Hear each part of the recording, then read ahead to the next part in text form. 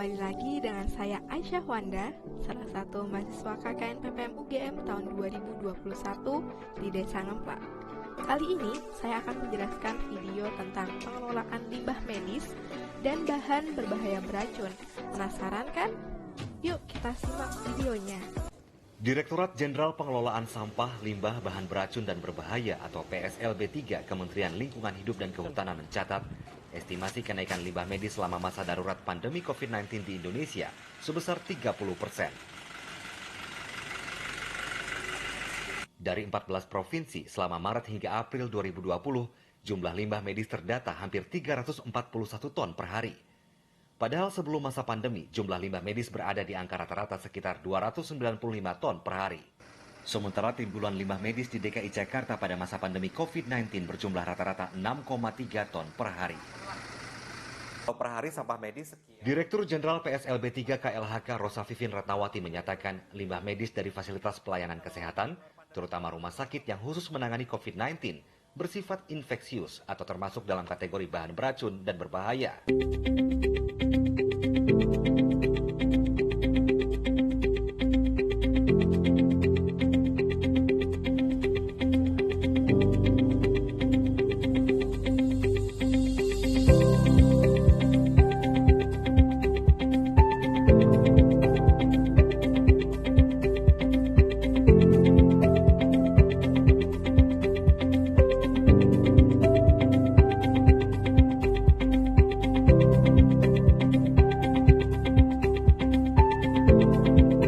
Sudah melihat berita tadi kan? Gimana? Pasti bertanya-tanya nih, kenapa limbah medis termasuk limbah B3? Dan apa sih limbah B3 itu? Nah, simak penjelasan berikut ini ya. Pengenalan limbah B3.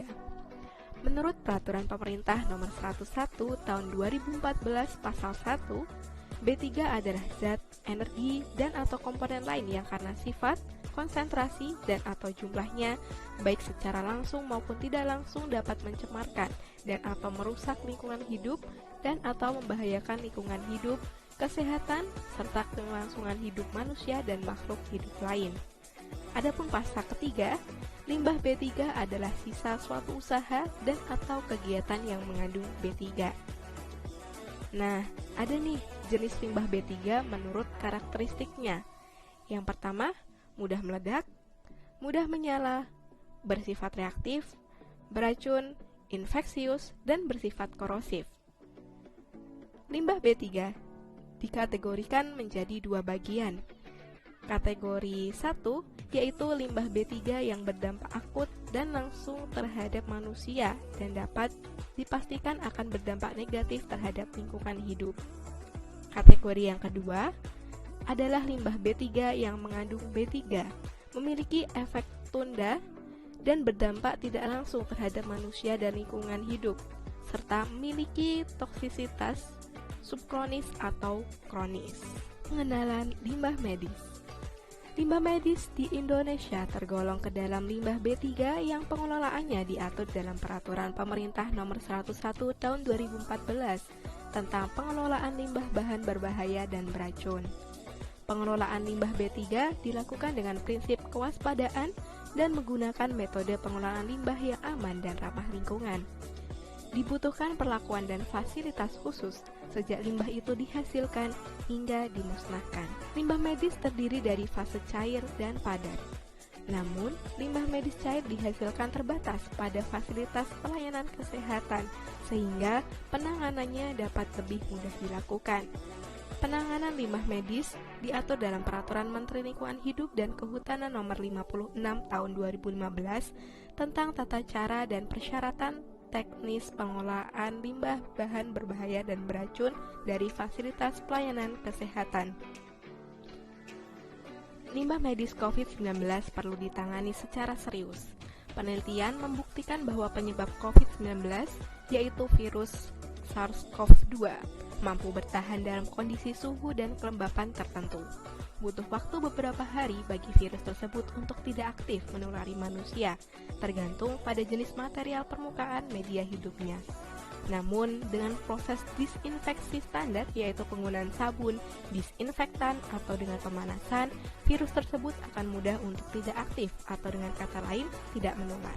Limbah medis COVID-19 dihasilkan oleh beberapa sumber, antara lain rumah sakit rujukan COVID-19, fasilitas khusus yang digunakan untuk pasien terkait COVID-19, misalnya Rumah Sakit Darurat Wisma Atlet Kemayoran di Jakarta dan Palembang, fasilitas pelayanan kesehatan yang telah berfungsi selama ini, dan rumah tangga, serta fasilitas umum yang menghasilkan sampah biasa. Menghadapi COVID-19 yang penyebarannya sangat cepat dan mudah, penggunaan alat pelindung diri atau APD menjadi sebuah keharusan. APD yang umumnya terdiri dari masker, sarung tangan, baju penutup kepala, sebagian besar berbahan dasar plastik dengan masa penggunaan sekali pakai. Hal ini menyebabkan timbul limbah medis bekas APD melonjak secara signifikan. Selain itu, limbah medis COVID-19 juga dapat berupa spesimen, bahan farmasi bekas, alat kesehatan bekas, dan kemasan bekas minuman atau makanan pasien COVID-19. Wabah COVID-19 seharusnya dapat menjadi momentum bagi Indonesia untuk memperbaiki sistem pengelolaan sampah dan limbah B3. Penerapan pemilahan sampah dan limbah B3 dari sumber merupakan salah satu upaya untuk memutus rantai penyebaran COVID-19 melalui limbah medis. Dari itu, kenali pengelolaan limbah medis. Pengelolaan limbah medis menurut Kepmenkes nomor 1428-SK-12-2006 dapat digambarkan melalui alur gambar berikut. Gambar tersebut menerangkan tentang alur proses pengelolaan limbah medis padat di puskesmas, yaitu sejak awal pembuangan limbah harus sudah dilakukan di tempat yang terpisah.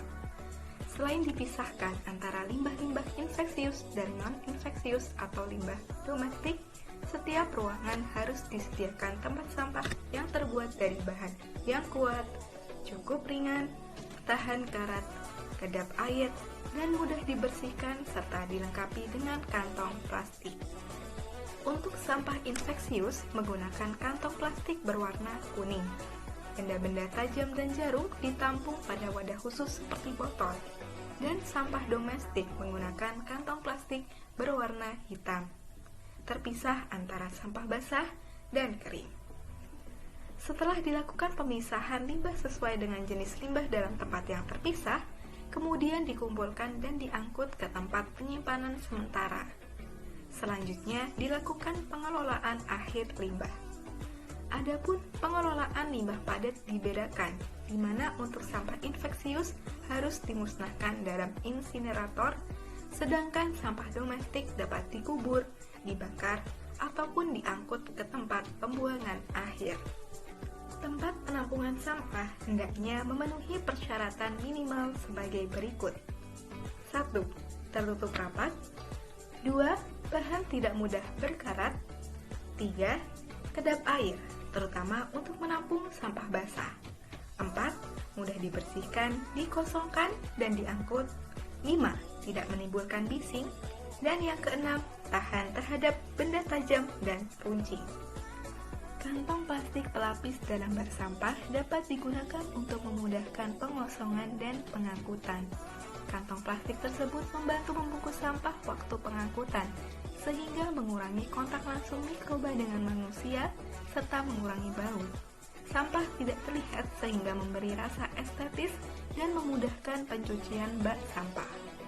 Penggunaan kantong plastik ini terutama bermanfaat untuk sampah laboratorium.